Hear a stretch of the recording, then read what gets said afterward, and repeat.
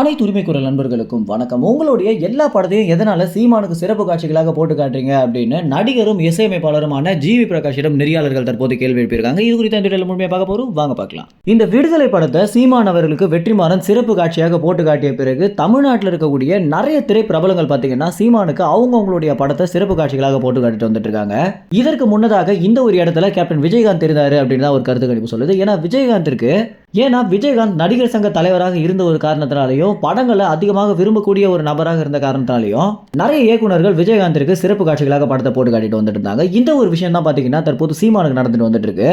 ஆரம்பத்தில் வெற்றிமாறன் போட்டு காட்டிய பிறகு அடுத்தடுத்து நிறைய படங்கள் பார்த்தீங்கன்னா சீமானுக்கு இயக்குநர்கள் சிறப்பு காட்சியாக போட்டு காட்டுறாங்க. இது எதனால அப்படின்னு பார்க்கும்போது ஒரு பக்கம் விளம்பரம் அப்படின்னாலுமே இன்னொரு பக்கம் சீமான் மேல இருக்கக்கூடிய அளவு கடந்த அன்பு அப்படின்னு தான் சொல்லி ஆகணும்.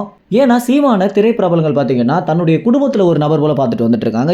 ஏன்னா அவர் ஒரு இயக்குனராக இருந்த காலத்திலேயே எல்லோரு இடத்துலையும் ரொம்பவே நட்பு ரீதியாக இருந்திருக்காரு அப்படின்னும் நிறைய உதவிகளை பண்ணியிருக்காரு அப்படின்னும் இயக்குனர் பாக்கியராஜ், சுந்தர் சி இது போன்ற நபர்கள் பார்த்தீங்கன்னா சொல்லியிருக்காங்க. இந்த வகையில் தற்போது இசையமைப்பாளரும் நடிகருமான ஜிவி பிரகாஷ் பார்த்தீங்கன்னா அவருடைய எல்லா படங்களையுமே சிறப்பு காட்சியாக சீமானுக்கு போட்டு காட்டிட்டு வந்துட்டு இருக்காரு.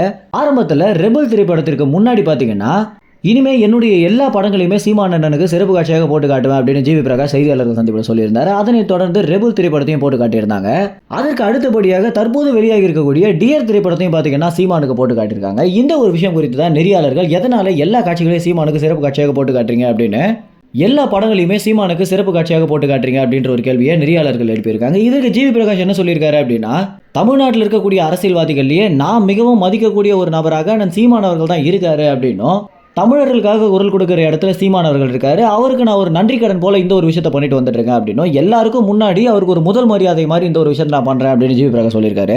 ஒரு நடிகராக இருக்கக்கூடியவர் ஒரு அரசியல்வாதிக்கு எதனால இந்த அளவுக்கு முக்கியத்துவம் தராரு அப்படின்னு பார்க்கும்போது ஜிவி பிரகாஷ் பல இடங்கள் என்ன சொல்லியிருக்காரு அப்படின்னா, அவர் ஒரு தமிழ் தேசியவாதி அப்படின்னும், வேலுப்பிள்ளை பிரபாகரன் தான் எனக்கு பிடித்தமான தலைவன் அப்படின்னு பதிவு பண்ணியிருக்காரு.